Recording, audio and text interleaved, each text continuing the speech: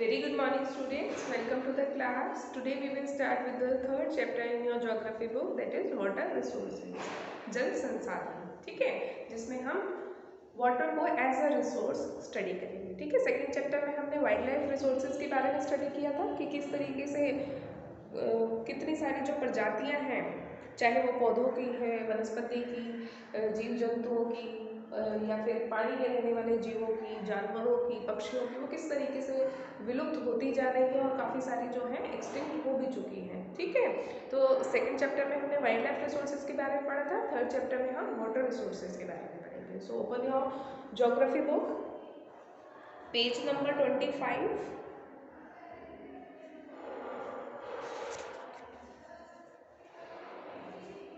एक डायलॉग्स है दो स्टूडेंट्स के बीच में, तो बच्चों के बीच में उससे स्टार्ट करते हैं. पिंकी, क्या तुमने टीवी पर उड़ीसा में आई बाढ़ पर दिल दहलाने वाली रिपोर्ट देखी? हे भगवान, उसने क्या प्रलय मचाया है. रास्ते में जो कुछ आया बर्बाद कर दिया और बहाली हो गई. हाँ चिंटू, मैंने देखा. क्या यह आश्चर्यजनक नहीं है कि जल जीवन दे भी सकता है और ले भी सकता है. हम पानी के बिना क्या करेंगे. मेरे पिताजी मुझे बता रहे थे कि उनके कारखाने में बहुत सारी चीज़ों के लिए काफ़ी जल की आवश्यकता होती है. क्या तुम जानते हो कि मशीनों को ठंडा करने के लिए भी जल की आवश्यकता होती है. कारखाना भी जल विद्युत संयंत्र द्वारा पैदा की गई बिजली से चलता है. अब मैं समझ सकती हूँ कि विभिन्न युगों में मानव नदियों और अन्य जल स्रोतों जैसे झरनों, झीलों, पोखरों और मरुद्यानों के आसपास क्यों बसता था. देखो, छोटे से डायलॉग्स में ही दोनों के वाटर की कितनी ज़्यादा आपको यूसेज और इम्पोर्टेंस दोनों ही बता दी गई है. ठीक है, कि पानी किस तरीके से हमारे लिए हमें जीवन दे भी सकता है और हमारा जीवन ले भी सकता है बाढ़ के फॉर्म में. ठीक है, कि किस तरीके से जैसे बाढ़ आई है उड़ीसा में और उसने किस तरीके से तबाही मचाई है. तो पानी क्या है, एक हमारा जीवन देने वाला सोर्स भी है और जीवन लेने वाला सोर्स भी है. दूसरी तरफ पिंकी ने क्या बताया कि पानी के अलग अलग यूसेज क्या क्या है. घरों में जो आप पानी यूज़ करते हैं उसके अलावा जैसे पिंकी ने बताया कि कारखाने में उसके फादर की जो फैक्ट्री है वहाँ पे बहुत सारी चीज़ों का प्रोडक्शन जो है पानी की हेल्प से किया जाता है, यानी कि उसमें पानी की ज़रूरत पड़ती है. दूसरा, मशीनों को ठंडा करने के लिए भी पानी की ज़रूरत होती है ना. तो ये अलग अलग यूसेज हो गए.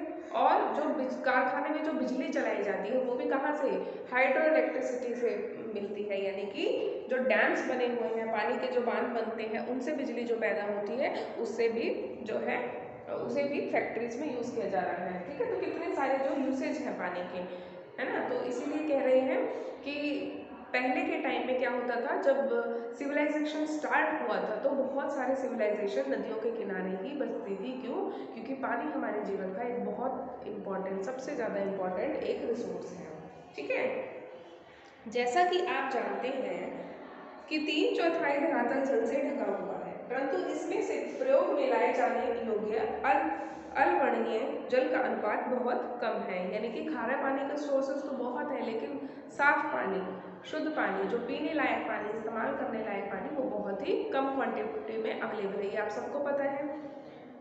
यह अलवणीय जल हमें सतही अपवाह और भौम जल स्रोत से प्राप्त होता है, जिनका लगातार नवीनीकरण और पुनर्भरण जलीय चक्र द्वारा होता है. सारा जल जलीय चक्र में गतिशील रहता है, जिससे जल नवीनीकरण सुनिश्चित होता है. बारिश होती है तो क्या होता है, रिवर्स हैं, पॉन्ड्स हैं, ओशंस हैं, ये सब फिल हो जाते हैं. रिवर्स और पॉन्ड्स ये सब क्या है, फ्रेश वाटर के सोर्सेज है. जब ये बारिश होती है तो ये रिसोर्सेज फुल हो जाते हैं. दूसरा, जब बारिश होती है तो वो पानी जमीन में भी जाता है, तो अंडरग्राउंड जो वाटर है उसमें भी इजाफा होता है. ठीक है, तो ये क्या है, ये एक प्रोसेस है जो लगातार चलता रहता है. उसके बाद हम नदियों का पानी यूज़ करते हैं, वापस से बारिश होती है, फिर से पानी फिल हो जाता है. ठीक है, तो एक क्या है, ये एक नवीनीकरण योग्य एक रिसोर्स है आपका. आपको आश्चर्य हो रहा होगा कि जब पृथ्वी का 3/4 भाग जल से घिरा है और जल एक नवीनीकरण योग्य संसाधन है, तब भी विश्व के अनेक देशों और क्षेत्रों में जल की कमी कैसे है. ऐसी भविष्यवाणी क्यों की जा रही है कि 2025 में 20 करोड़ लोग जल की नितांत कमी झेलेंगे. रीज़न क्या है, सिंपल सा रीज़न है, पीने योग्य पानी हमारे पास अवेलेबल नहीं है. 3/4 भाग भले ही पानी से ढका हुआ है, लेकिन वो पानी यूज़ करने लायक तो नहीं है. समुद्र का पानी तो आप पी नहीं सकते, बहुत खारा है ना. तो क्या है, जो फ्रेश वाटर के सोर्सेज है, या तो बर्फ़ के फॉर्म में वो जमा हुआ है, ग्लेशियर्स के फॉर्म में, ठीक है, बारिश के फॉर्म में हमें मिलता है, या फिर नदियों के फॉर्म में, जो कि बहुत ही छोटे से एक परसेंटेज है यूज़ करने लायक पानी.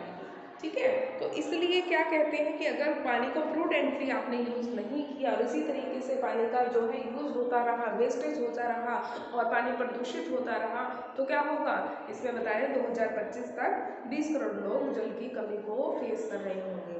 ठीक है। अब जल से जुड़े हुए कुछ तथ्यों और आंकड़ों को देख लेते हैं। विश्व में जल के कुल आयतन का 96.5% भाग महासागरों में पाया जाता है। ठीक है। जितना भी पानी है उसका 96.5 तो महासागरों में, ओशंस में ही पाया जाता है। ओशन का पानी कैसा है, खारा पानी है। और केवल 2.5% अलवणीय जल है। विश्व में अलवणीय जल का लगभग 70% भाग अंटार्कटिका, ग्रीनलैंड और पर्वतीय क्षेत्रों में बर्फ की चादरों और हिमनदों के रूप में मिलता है। यानी कि जो फ्रेश वाटर है जो यूज़ कर सकते हैं उसका भी 70% तो बर्फ के फॉर्म में ही जमा हुआ है। जो आपके पोल्स है ना वहाँ पे जमा हुआ है, आर्कटिक और अंटार्कटिक सर्कल में, ग्रीनलैंड में या फिर पहाड़ों पे। ठीक है। जबकि 30% से थोड़ा सा कम भूजल के जल वृत्त के रूप में पाया जाता है। यानी कि बाकी का 30% से थोड़ा सा कम हिस्सा जो जमीन के अंदर पाया जाता है। भारत विश्व की वृष्टि का 4% हिस्सा प्राप्त करता है और प्रति व्यक्ति वर्ष जल उपलब्धता के संदर्भ में विश्व में इसका 133वां स्थान है। भारत में कुल नवीनीकरण योग्य जल संसाधन 1897 वर्ग किलोमीटर प्रति वर्ष अनुमानित है। यानी कि इतने रिसोर्सेज को हम नवीनीकरण योग्य मान सकते हैं। भविष्यवाणी है कि 2025 तक भारत का एक बड़ा हिस्सा विश्व के अन्य देशों और क्षेत्रों की तरह जल की नितांत कमी को महसूस करेगा। यानी कि वर्ल्ड के दूसरे जगह ऐसे नहीं है जहाँ पे नदियाँ या झील, तालाब ये सब कम है, वहीं पे पानी की कमी होगी, बल्कि इंडिया में भी जो है पानी की कमी, आपको पता ही है पानी की कमी ऑलरेडी बहुत सारी सिटीज़ में, स्टेट्स में हम फेस कर ही रहे हैं। तो आगे चल के इंडिया में भी बहुत बड़ी पानी की स्केर्सिटी की प्रॉब्लम फेस कर सकते हैं हम। ठीक है। जल दुर्लभता और जल संरक्षण एवं प्रबंधन की आवश्यकता क्यों हमें ज़रूरी है। देखो पहली चीज़ तो आपको समझ में आएगी, जो फ्रेश वाटर के रिसोर्सेज है वो बहुत ही कम है। ठीक है। यूज़ करने वाले लोग बहुत ज़्यादा है पानी को, लेकिन अवेलेबल रिसोर्स जो है वो बहुत ही कम है। भले ही ये नवीनीकरण योग्य है, लेकिन एक्चुअल में जितने धरती पे लोग हैं, जितनी आबादी है और जितने उनके यूज़ हैं पानी के, उसके कंपैरिजन में बहुत ही कम हिस्सा पानी का अवेलेबल है। ठीक है। जल के विशाल भंडार और इसके नवीनीकरण योग्य गुणों के होते हुए यह सोचना भी मुश्किल है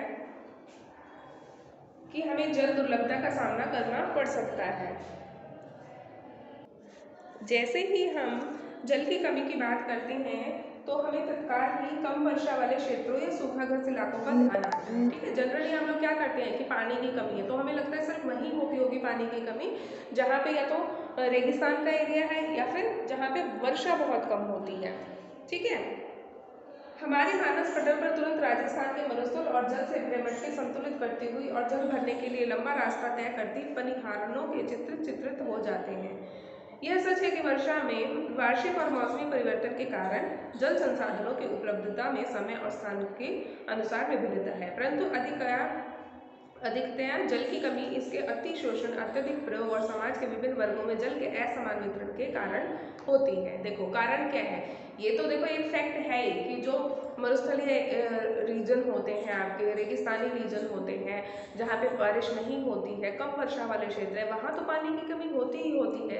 लेकिन जिस स्केर्सिटी की यहाँ पे बात की जा रही है उसका सीधा सीधा मतलब ये है कि जब पानी का अत्यधिक दोहन कर लिया जाता है, ओवर यूटिलाइजेशन जब होता है, तो क्या होता है, हर जगह पानी की कमी आपको फेस करनी पड़ेगी। चाहे आपके घर में आपके आसपास खूब वर्षा होती है, लेकिन हर चीज़ एज इट इज़ वाटर तो नहीं, आपको पीने लायक पानी भी तो चाहिए ना, साफ पानी भी तो चाहिए ना। तो पहला कारण ये है कि अगर आपके आसपास पानी है भी, लेकिन अगर वो पॉल्यूटेड पानी है कि आपके ड्रेनेज सिस्टम सपोज खराब है, नदियों का पानी गंदा है, फैक्ट्रीज का कूड़ा कचरा पानी में जा रहा है नदियों में, तो पीने लायक पानी आपको नहीं मिलेगा, अवेलेबिलिटी ऑफ वाटर कम हो जाएगी। उसी तरीके से अगर बहुत ज़्यादा एक्सेस में पानी आप यूज़ कर रहे हैं तो क्या होगा, कुछ लोगों को मिलेगा, कुछ लोगों को नहीं मिलेगा, यानी कि अनइक्वल डिस्ट्रीब्यूशन है। कुछ लोगों को तो नियमित रूप से मिल जाता है, जहाँ सपोज करो कि जिन्होंने सबमर्सिबल लगवा रखे हैं वो लोग तो खूब दोहन करते हैं, पानी का वेस्ट भी करते हैं। और कभी कभी आपने भी देखा होगा कि जहाँ पे पानी की सप्लाई आती है, 2 दिन सप्लाई पानी की ना आए तो उनको स्केर्सिटी लगती है पानी की, लेकिन जैसे ही पानी की सप्लाई आती है तो वो ऐसे वेस्ट करना शुरू कर देते हैं पानी को कि उनको कोई वैल्यू ही नहीं है पानी की। तो ये चीज़ जो है क्या बनती है आगे चल के, स्केर्सिटी ऑफ वाटर, यानी कि पानी की जो दुर्लभता है उसको जन्म देती है। ठीक है, नीचे देखो आपको कुछ पिक्चर्स दिखा रखी हैं। एक और इजराइल जैसे 25 सेंटीमीटर औसत वार्षिक वर्षा वाले देश में जल का कोई अभाव नहीं है, तो दूसरी ओर 114 सेंटीमीटर औसत वार्षिक वर्षा वाले हमारे देश में प्रतिवर्ष किसी भाग में सूखा अवश्य पड़ता है। देखो इजराइल में कितनी कम बारिश होती है लेकिन फिर भी वहाँ पानी की कोई कमी नहीं है, हमारे यहाँ इतनी बारिश होती है फिर भी हमें पानी की कमी फेस करनी पड़ती है। देश में जल की उपलब्धता और उसके स्वरूप के अनुसार समुचित जल प्रबंधन न होने के कारण ही वर्षा का जल नदी नालों में तेजी से बहकर समुद्र में चला जाता है, यानी कि हमने प्रॉपर मैनेजमेंट ही नहीं कर रखा है। जैसे ही बारिश होती है, अब सपोज करो रेन वाटर हार्वेस्टिंग के बारे में आप सबने सुना होगा कि लोग छतों पे पानी को इकट्ठा करते हैं, उसके बाद उसको यूज़ करते हैं, लेकिन जब बारिश होती है आपने देखा है अपने आसपास भी आप कि किसी ने पानी को स्टोर किया है, वो पानी बारिश का ऐसे ही बह के चला जाता है, नालों में बह जाता है, नदियों में बह जाता है, नदियों से सीधा समुद्र में, और समुद्र में पानी क्या हो जाता है, मिलके खारा पानी हो जाता है। तो जो फ्रेश वाटर